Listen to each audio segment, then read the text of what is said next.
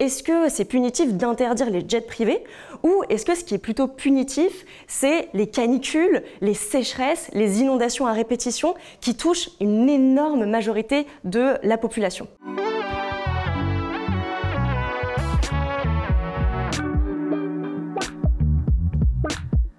Donc ça, c'est une phrase qu'on entend souvent, qui est une sorte de cliché en fait, mais qui part d'une certaine forme d'écologie, qui est basée sur les petits gestes, sur l'éco-citoyenneté, acheter en vrac, acheter bio, faire du vélo.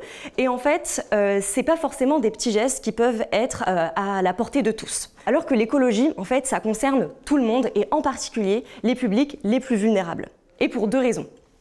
La première, c'est que ce sont les publics les plus vulnérables, les plus précaires, qui sont le plus touchés par les crises climatiques et plus largement par les pollutions. Le deuxième point, ces publics les plus précaires sont les moins responsables de la crise climatique. En fait, en France, on a une empreinte carbone moyenne dans la population française qui est d'environ 10 tonnes de CO2, mais on se rend compte que les 10% les plus riches ont une empreinte carbone 5 fois plus élevée que les 50% les plus pauvres. La transition écologique, elle doit être accompagnée pour que les plus précaires ne pâtissent pas des mesures écologiques. Il y a une étude qui s'appelle Faire sa part, qui a été réalisée par le Shift Project et qui montre que 25% de l'effort collectif pour atteindre nos objectifs climatiques, ils sont d'ordre individuel. Et les 75% restants, ils sont d'ordre collectif, c'est-à-dire que c'est l'État et les entreprises qui doivent mener les efforts à bout. L'action individuelle, elle peut devenir collective. Il ne faut pas sous-estimer l'effet d'entraînement. Par exemple, pendant le Covid, on contaminait en moyenne 3 personnes quand on était soi-même porteur du virus. Alors imaginez ce que ça serait si on contaminait climatiquement chacun 3 personnes de notre entourage. Il faut bien différencier la météo du climat.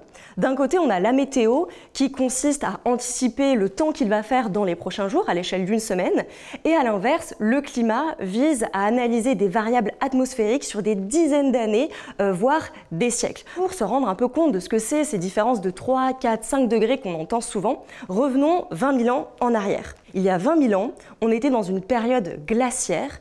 Un tapis de glace recouvrait le nord de l'Europe et pourtant, malgré cette différence énorme de paysage, en fait, il n'y avait que 5 degrés d'écart entre aujourd'hui et il y a 20 000 ans. L'Europe, c'est le continent qui se réchauffe le plus vite dans le monde. Et 3 degrés, qu'est-ce que ça signifie? Que des villes entières vont faire face à la montée des eaux. On a des régions comme la Camargue en France qui sont vraiment à risque. 3 degrés, c'est aussi des migrants climatiques. C'est une élévation du niveau des mers, c'est des canicules, des sécheresses à répétition et des conséquences qui sont extrêmement importantes aussi sur les rendements agricoles.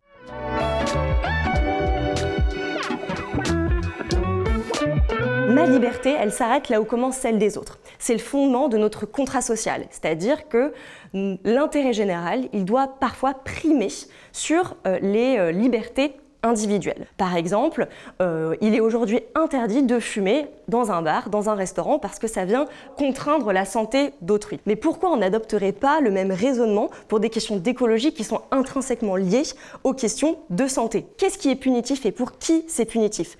Est-ce que c'est punitif d'interdire les jets privés ou est-ce que ce qui est plutôt punitif, c'est les canicules, les sécheresses, les inondations à répétition qui touchent une énorme majorité de la population?